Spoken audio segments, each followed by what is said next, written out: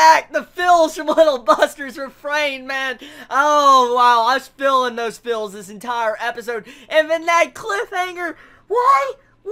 Why do I have to wait an entire month to see what is going to happen? You're making me want to play the freaking visual novel of this arc. I want to know what's going to happen. This episode was beautiful. It brought back all the emotions I have felt and pent up since the ending of Little Buster's Refrain.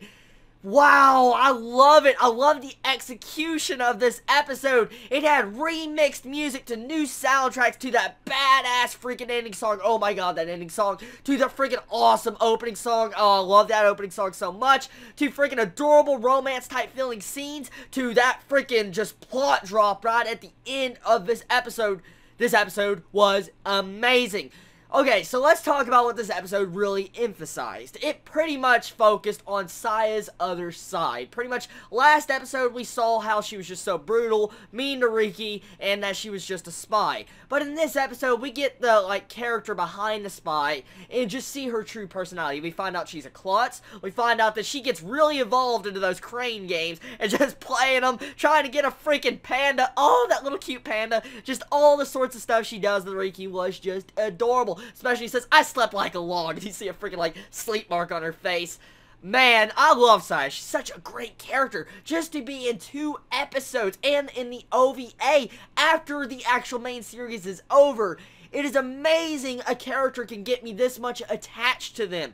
It's so sad that this was not in Refrain. It really is. Because I have a bad feeling this is going to end just a lot of drama. That's all I see in the future of this OVA. And I'm already getting my body ready for what is to come. Because I sense such a sad freaking just ending of Saya. So anyways, besides that, I want to drop that. I don't want to think about that drama.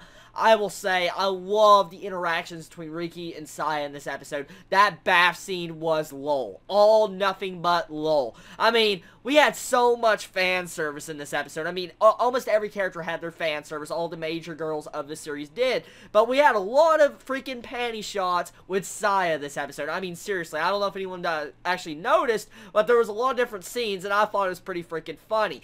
Besides the fan service, I love the moment when Riki hears Saya scream in the bath. He turns around with his freaking gun, and then his face like that, just... Beautiful, beautiful JC staff. Once again, you've proved yourself that you know how to animate Little Busters. Now, I don't know how they're animating this actual arc from the visual novel, so I don't know if it's actually being a really good adaptation. But from my standpoint, this is badass. This is a really emotional ride once again. Little Busters, man, you're making me want to rewatch your series just to get sad again. But I know the ending. So anyways, this was a good episode. If you have not watched Little Busters yet, or Little Busters Refrain, or Little Busters Ecstasy, go freaking watch this. This is amazing. Now, sad enough, though, we have to wait an entire freaking month just to get to the next episode, episode 3, to find out what's going to happen. And with that cliffhanger alone. Now, let's talk about another aspect of this episode.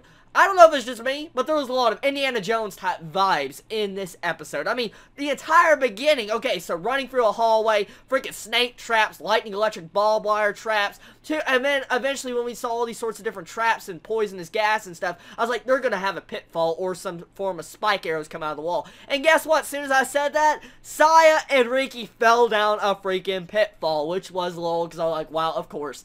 Now, there's one part about that scene I really enjoy. I don't know if a lot of people really realize. The entire scene, when you see them falling, Saya is the one holding Riki. So, that is hilarious. It's like a reverse role. Riki, the guy, should be holding the girl, not the other way around. So, that was pretty freaking funny. It just shows you how much of a tomboy Saya really is.